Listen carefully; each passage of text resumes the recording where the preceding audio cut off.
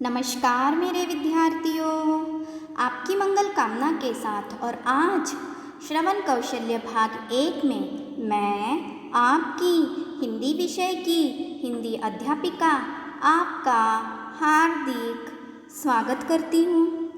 विद्यार्थियों, आज हम श्रवण कौशल्य भाग 1 में एक कहानी का श्रवण करने वाले हैं। मैं आपके समक्ष एक कहानी प्रस्तुत करने वाली हूँ। उस कहानी को आपको बहुत ही ध्यान से सुनना है, क्योंकि उसी कहानी पर आधारित आपके समक्ष 5 प्रश्न उपस्थित होंगे।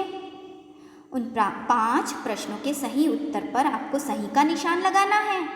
तो इसके लिए आपको कहानी को बहुत ही ध्यान से सुनना आवश्यक है। तो आइए मैं कहानी का वाचन करती हूँ और आप कहानी को ध्यान से सुनेंगे।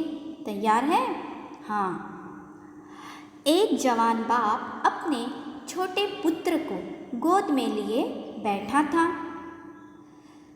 कहीं से उड़कर एक कौवा उनके सामने खपरेल पर बैठ गया। पुत्र ने पिता से पूछा, यह क्या है? पिता कहते हैं, यह कौवा है। पुत्र ने फिर पूछा, यह क्या है? पिताजी ने फिर कहा, कौवा है बेटा। पुत्र बार बार पूछता था, क्या है पिताजी, इसे क्या कहते हैं? पिता ने बड़े स्नेह से और बहुत ही प्यार से बार बार बताया, पुत्र कौवा है। कुछ वर्षों में पुत्र बड़ा हुआ और पिता बूढ़ा हो गया। एक दिन पिता चटाई पर बैठा था। घर में कोई उसके पुत्र से मिलने आया था। पिता ने पूछा, कौन आया है? पुत्र ने नाम बता दिया। थोड़ी देर में कोई और आया और पिता ने फिर पूछा। इस बार झल्लाकर पुत्र ने कहा, आप चुपचाप पड़े क्यों नहीं रहते? आपको कुछ करना धरना तो है नहीं।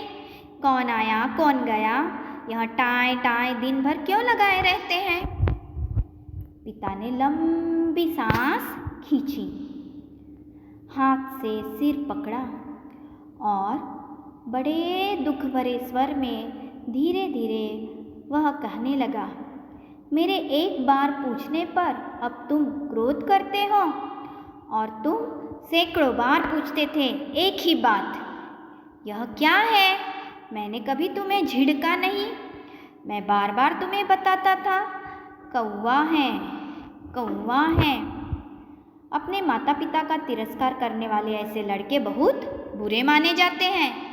तुम सदा इस बात का ध्यान रखो कि माता पिता ने तुम्हारे पालन पोषण में कितना कष्ट उठाया है, और तुम्हारा भी कर्तव्य बनता है कि तुम भी अपने माता पिता को उतना ही स्नेह दो।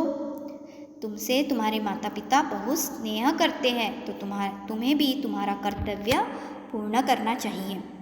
प्यारे बच्चों, मुझे पूरा विश्वास है कि कहानी आपने बहुत ही ध्यान से सुने। अब आपके समक्ष 5 प्रश्न हैं।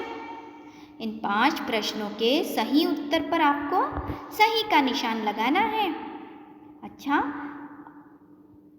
अब जल्दी से इन प्रश्नों को हल कीजिए। अब मैं आपसे विदा लेती हूँ। धन्यवाद।